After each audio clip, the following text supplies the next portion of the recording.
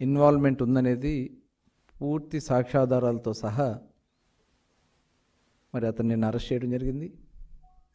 Arrest చేసినటువంటి సందర్భంలో డీటెయిల్గా అతను ఎప్పుడు ఎక్కడ ఎలా ఎవరైతే జనార్దన్ రావుతో వాళ్ళ అనుయాయులతో అతను ఏ రకంగా దీనికి కుట్ర పన్నారనేది క్లియర్గా కనబడుతూ ఉంది.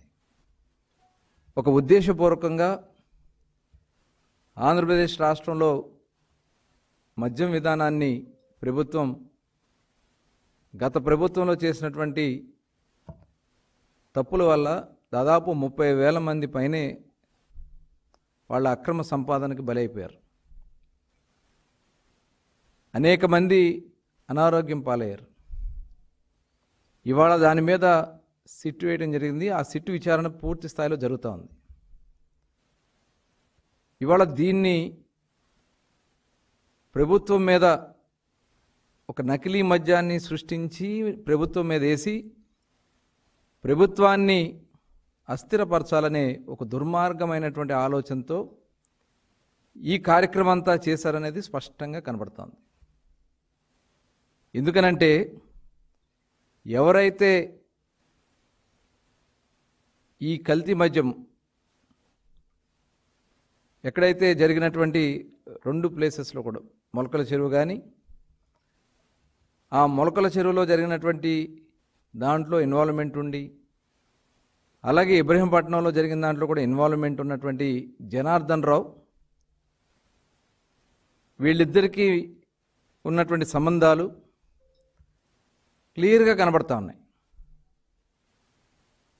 ఎప్పుడైతే 2006 నుంచి వీళ్ళు వ్యాపారంలో భాగస్వాములుగా ఉన్నారు. 2006 నుంచి బార్లు పెట్టి ఆ బారుల ద్వారా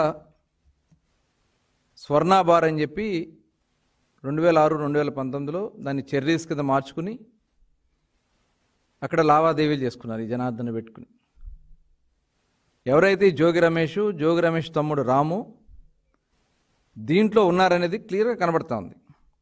అలాగే బాలాజీ బార్ మరొక బార్ పెట్టుకుని దాన్ని మళ్ళీ గుడ్విల్ అనే పేరుతో పేరు మార్చి తర్వాత మళ్ళీ ఏఎన్ఆర్ బార్ అని మార్చి 2017లో ఇబ్రహీంపట్నంలో ఒక సిండికేట్ కూడా నడిపి 2017 నుంచి 19 వరకు వీళ్ళు సిండికేట్ కూడా నడిపి లాభాలు పంచుకున్నారు. అలాగే 2023 నుంచి నాన్ డ్యూటీ పెయిడ్ లిక్కరు అంటే అంతకుముందు కూడా నాన్ డ్యూటీ పెయిడ్ లిక్కర్ తెచ్చారు. 2023 నుంచి స్పూరియస్ లిక్కర్స్ తయారు చేసి ఏదైతే కల్తీ మద్యాన్ని తయారు చేసి వాళ్ళ బారుల్లో అమ్మినట్లుగా జనార్దన్ రావు క్లియర్గా చెప్పాడు. కానీ కూటమి ప్రభుత్వం వచ్చిన తర్వాత నేను ఆపేశాను. కానీ జోగి రమేష్ గారు నాతో చేయించారు, మళ్ళీ చేయమని చెప్పి దానికి 3 కోట్ల రూపాయలు కూడా ఇస్తానని చెప్పారు. అలాగే 23వ తారీఖున ఉదయం 8:30-9:15 మధ్యలో ఈ జనార్దన్ రావు జోగి రమేష్ గారి ఇంటికి వెళ్ళింది వాస్తవా కాదా? సీసీటీవీ ఫుటేజ్లు ఉన్నాయి. అలాగే 24వ తారీఖున అతను ఆఫ్రికా వెళ్ళిపోయాడు. అంటే 23వ తారీఖున అతను ఇక్కడి నుంచి పంపించి ఇదంతా కూడా కుట్ర చేసి అక్కడ అంతా కూడా తాత్కాలికంగా మొలకల చెరువులో వాళ్ళు అక్కడ 15-20 రోజుల్లోనే అదంతా కూడా ఏర్పాటు చేశారు. అక్కడ అవన్నీ కూడా లీక్ చేసింది వాళ్లే. ఇదంతా కూడా చేయటానికి 3 కోట్ల రూపాయలు బేరం కుదుర్చుకున్నారు వీళ్ళు.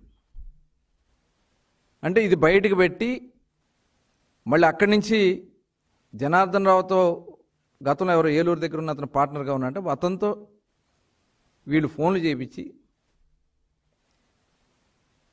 వాళ్ళ బార్లోకి వెళ్తే బార్ దగ్గర లేదంటే పక్కన వేరే ప్లేస్లో ఉందని చెప్పి వాళ్ళే ఇన్ఫర్మేషన్ ఇచ్చి మీడియాని తీసుకుని స్వయంగా ఈయన అక్కడికి వెళ్ళి అంటే ఇదంతా ఒక కుట్రపూరితంగా ఒక ఉద్దేశపూర్వకంగా ప్రభుత్వం మీద బురద జల్లాలి, ప్రభుత్వాన్ని అస్థిరపరచాలి అనే ఒక దుర్మార్గమైనటువంటి ఆలోచనతో ఈ కార్యక్రమం చేసినట్టు క్లియర్గా కనబడుతోంది. ఇవాళ మేము కక్ష సాధింపుగా చేయాలనుకుంటే ప్రభుత్వం వచ్చిన వెంటనే ఒక్క వైసీపీ నాయకుడు కూడా రోడ్డు మీద తిరిగే పరిస్థితి ఉండదు. కానీ ఎక్కడా కూడా మా నాయకులు చంద్రబాబు నాయుడు గారు కానీ, పవన్ కళ్యాణ్ గారు కానీ, లోకేష్ గారు కానీ, మా ప్రభుత్వం కానీ ఎవరన్నా ఇన్వాల్వ్మెంట్ ఉంటేనే నిజంగా నిన్ను అరెస్ట్ చేయాలంటే 10వ తారీఖునే జనార్దన్ రావుని అరెస్ట్ చేయడం జరిగింది. 10వ తారీఖునే అతను ఇన్ఫర్మేషన్ ఇచ్చాడు. ఆ రోజునే మేము అరెస్ట్ చేయొచ్చు కదా. కానీ డీటెయిల్గా ఎంక్వైరీ చేశారు, సిట్ వేసాం. ఒక నీతి నిజాయితీ కలిగినటువంటి ఐపీఎస్ ఆఫీసర్తో సిట్ ఏర్పాటు చేశాం. ఆ సిట్ దగ్గర 20 రోజుల పైన, 23 నిన్న 22వ తారీఖున చేశారు. మీకు అంటే దగ్గర 23 రోజుల పాటు విచారణ చేసుకుని పూర్తిగా మీ ఇన్వాల్వ్మెంట్ ఉందని చెప్పి సాక్ష్యాధారాలతో సహా కోర్టుకు పెట్టి మిమ్మల్ని అరెస్ట్ చేస్తే, ఇవాళ ఒక మాజీ మంత్రిగా మీ మీద ఆరోపణలు వస్తే విచారణ ఎదుర్కొనాలి. ఎఫ్ఐఆర్లో మీ పేరుంది, సహకరించాలి. విచారణకు సహకరించకుండా దొంగ ప్రమాణాలు చేస్తూ బీసీల మీద ప్రమాణం, నీకు ఏ అర్హత ఉందా బీసీల మీద ప్రమాణం చేయటానికి? ఏబీసీ కన్నా మీరు కూడు పెట్టారా? ఏబీసీ కన్నా అన్యాయం జరుగుతుంటే కనీసం మీరు మాట్లాడారా? మరి ఆనాడు అచ్చెన్నాయుడు గారిని అక్రమంగా అరెస్ట్ చేశారు. ఒక బీసీ నాయకుడు మంత్రిగా పనిచేశారు. నా మీద ఒక హత్య కేసు పెట్టారు. యనమల రామకృష్ణ గారిని, ఒక బీసీగా ఉన్నటువంటి యనమల రామకృష్ణ గారి మీద కేసులు పెట్టారు, ఎస్సీ ఎస్టీ కేసులు. అయ్యన్న పాత్రుడు గారు ఈ రాష్ట్రంలో బీసీలకి ఒక గుర్తింపు ఇచ్చినటువంటి వ్యక్తిగా అయ్యన్న పాత్రుడు ఉత్తరాంధ్ర నుంచి వస్తే ఆయన్ని నానా ఇబ్బందులు పెట్టారు. ఆ రోజున మీరందరూ బీసీలు మీకు గుర్తు రాలేదా? అమర్నాథ్ గౌడ్ రేపల్లెలో ఒక ముక్కు పచ్చలారినంటి 10th క్లాస్ చదువుకునే అమర్నాథ్ గౌడ్ని అతి కిరాతకంగా పెట్రోల్ పోసి తగలబెడితే ఆ రోజు నీకు గుర్తు రాలేదా జోగి రమేష్ గారు? ఇవాళ మీరు చాలా డీటెయిల్గా మేము ఎంక్వైరీ చేస్తూ ఉన్నాం. మొత్తం గూగుల్ టేక్అవుట్స్లో సెల్ ఫోన్ డేటా తెప్పించి, సీసీటీవీ ఫుటేజీలు తెప్పించి, బ్యాంక్ ట్రాన్సాక్షన్స్, వాళ్ళకి మీకు జరిగినటువంటి బ్యాంక్ లావాదేవీలు, ఇవన్నీ కూడా క్లియర్గా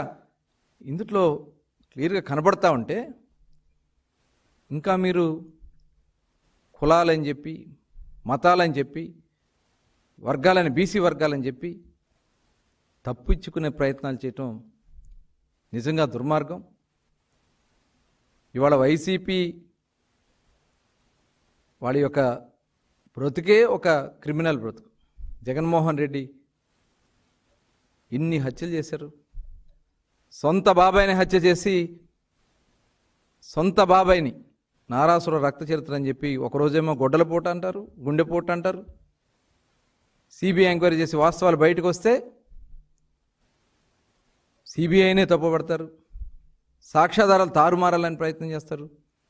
ఆ క్రిమినల్ మైండ్ ఉన్న వాళ్ళ దగ్గర ఈ క్రిమినల్స్ అంతా చేరతారనే దానికి ఇదే ఒక నిదర్శనం. మరి ఆనాడు మీరు చేసినటువంటి లిక్కర్ దందాలో మరి నెల్లూరు మాజీ మంత్రి కాకాన గోవర్ధన్ రెడ్డి గారు, మరి ఆయన్ని మీరు ఏమన్నా యాక్షన్ తీసుకున్నారా జగన్మోహన్ రెడ్డి గారు? అలాగే గుంటూరు జిల్లాలో ఆనాడు ఎలక్షన్స్ తెచ్చినటువంటి అక్రమ మద్యానికి చాలామంది చనిపోతే వాళ్ళని ఏమన్నా సస్పెండ్ చేశారా? జంగారెడ్డిగూడెంలో దగ్గర 30 మంది చనిపోయారే మీ దాహానికి, మీ డబ్బు దాహానికి చనిపోతే అక్కడ ఏవి ఎంక్వైరీలు చేయించారు? ఎవరి మీద మీరు యాక్షన్ తీసుకున్నారు? ఆ బాధితులకు ఏమన్నా మీరు డబ్బులు ఇచ్చారా? సాక్షాత్తు విజయవాడ మహానగరంలో మీ నాయకుడు, మీ ఎమ్మెల్యే ఆ బారులో చనిపోతే మరి అతని మీద మీరు ఏం యాక్షన్ తీసుకున్నారు?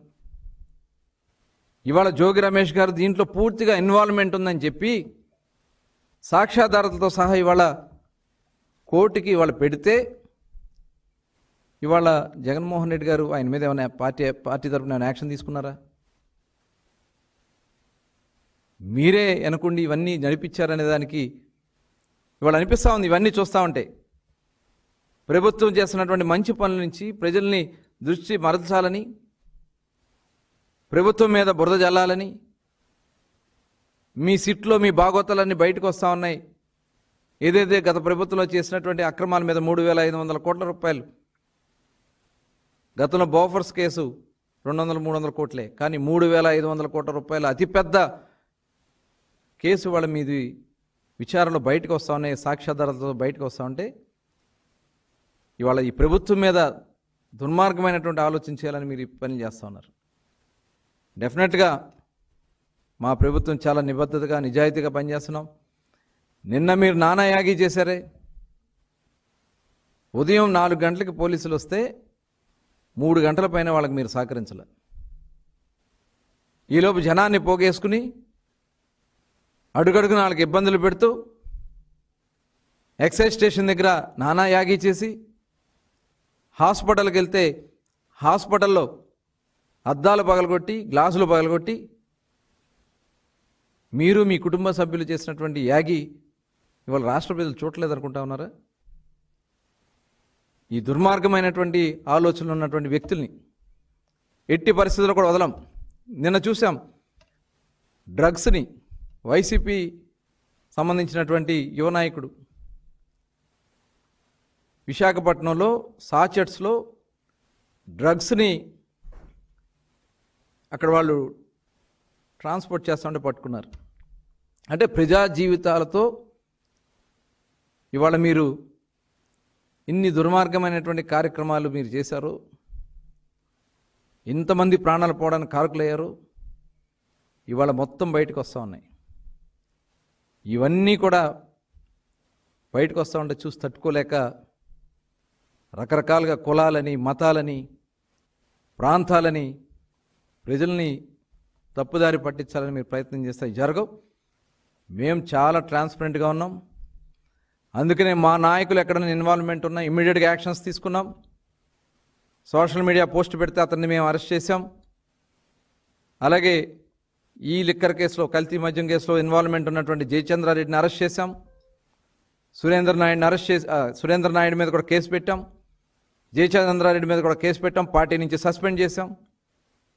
చాలా సివియరమైనటువంటి తీవ్రమైనటువంటి యాక్షన్స్ ఉంటాయి అనేది మా నాయకులకైనా కూడా మేము ట్రాన్స్పరెంట్గా ఉండడం అనేది ఇదే ఒక నిదర్శనం.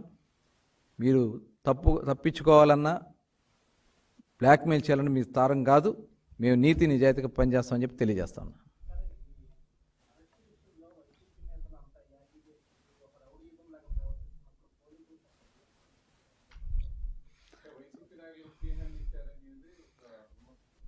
అంటే వాళ్ళ ఉద్దేశం కూడా అదే.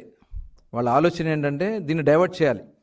అక్కడ గొడవ చేసి పోలీసులు చేస్తూ ఉంటే వాస్తవాలు, ఈ కేసుకు సంబంధించినటువంటి వాస్తవాలు డైవర్ట్ చేయడం కోసం వాళ్ళు చేస్తున్నటువంటి కుట్ర. నిన్న జగన్మోహన్ రెడ్డి గారు మాట్లాడుతున్నారు, డైవర్షన్ పాలిటిక్స్ చేస్తున్నారని చెప్పి మాట్లాడు. ఇందుకు డైవర్షన్తో పనే ఉంది మాకు. ఇవాళ విచారణలో వాళ్ళ వాస్తవాలు బయటకు వస్తున్నాయి కాబట్టి మేము వాళ్ళని అరెస్ట్ చేస్తున్నాం. ఆ అరెస్ట్ చేసిన కారణాలని తప్పిపుచ్చడం కోసమే ఈ రకమైనటువంటి నానా యాగి చేసి ప్రజల దృష్టి మరల్చడం కోసం వాళ్ళు చేస్తున్నటువంటి ప్రయత్నం. ఎందుకంటే నిన్న కూడా చూసాం, సెంటిమెంట్ని రగల్చడం కోసం భార్య కూతురు చేయి పట్టుకుని ఆ డ్రామాలు, ఇందులో ప్రజల జీవితాలతో ఆడుకున్నారు వీళ్ళు. ఈ రాష్ట్రంలో ప్రజల యొక్క జీవితాల్ని లాస్ట్ 5 సంవత్సరాలు నాశనం చేశారు. ఇప్పుడు కూడా ప్రభుత్వాన్ని, ప్రజలను కూడా ఇబ్బంది పెట్టడం కోసం ఈ కార్యక్రమం చేశారు. అందుకనే మేము చాలా జాగ్రత్త చేస్తున్నాం. అయితే ఎవరైతే దీంట్లో వాంటెడ్గా ఎవరిక పోలీస్ కానీ ఏమైనా యాక్ట్ చేసినా కూడా చర్యలు తీసుకుంటాం.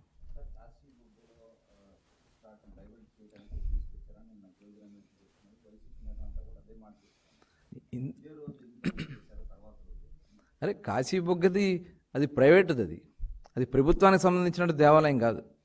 ప్రైవేటు వ్యక్తి ఒక దేవాలయం కట్టుకుని ఆ దేవాలయంలో ఇన్ఫర్మేషన్ నేను ఇవ్వలేదని క్లియర్గానే చెప్తున్నాడు అతను. ఎవరైతే ఆయన దేవాలయ పాండే గారు ఉన్నారో, సదానంద పాండే గారు, ఆయన క్లియర్గా చెప్పాడు, నేను ఇన్ఫర్మేషన్ ఇవ్వలేదు, ఇంతమంది వస్తారని నేను ఎక్స్పెక్ట్ చేయలేదు, ప్రభుత్వానికి సంబంధం లేదని క్లియర్గా చెప్తున్నారు.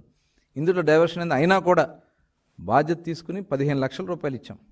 ఇమీడియట్గా మా యువ నాయకుడు నారా లోకేష్ గారు హెచ్ఆర్డీ మినిస్టర్గా ఆయన అక్కడికి వెళ్ళడం, హోమ్ మినిస్టర్ గారు వెళ్ళడం, రామ్మోహన్ నాయుడు గారు రావడం, ఆ కుటుంబాలకి అచ్చెన్నాయుడు గారు అందరూ వెళ్ళి, శిరీష్ గారు ఇన్సిడెంట్ జరిగిన వెంటనే ఆవిడ కూడా అక్కడే ఉండి 15 లక్షల రూపాయలు రాష్ట్ర ప్రభుత్వం నుంచి, కేంద్రం నుంచి 2 లక్షలు, ఇంకా అదనంగా ఏమైనా ఇవ్వాల్సి వచ్చినా కూడా హాస్పిటల్లో ఉన్న వాళ్ళకి కూడా ఏర్పాటు చేసింది ఈ ప్రభుత్వం.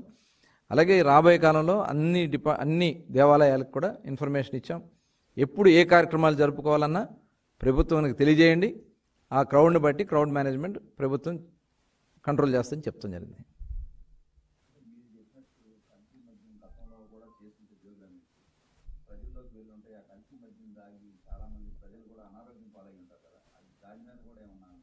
అదే ఇప్పుడు డీటెయిల్డ్గా ఇప్పుడు అన్నీ కూడా వస్తున్నాయి, వాస్తవాలన్నీ కూడా బయటకు వస్తున్నాయి. సిట్ కూడా చాలా గోప్యంగా, ఎందుకంటే ఇవన్నీ కూడా ఇన్ఫర్మేషన్ ఇస్తే ఇవన్నీ కూడా వాళ్ళు అలర్ట్ అయ్యేదానికి అవకాశం ఉంది కాబట్టి అవన్నీ కూడా సాక్ష్యాధారాలతో సహా తీసుకోవడం కోసం సిట్ చేస్తుంది.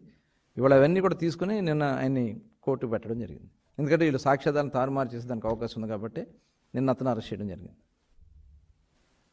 Okay, thank you.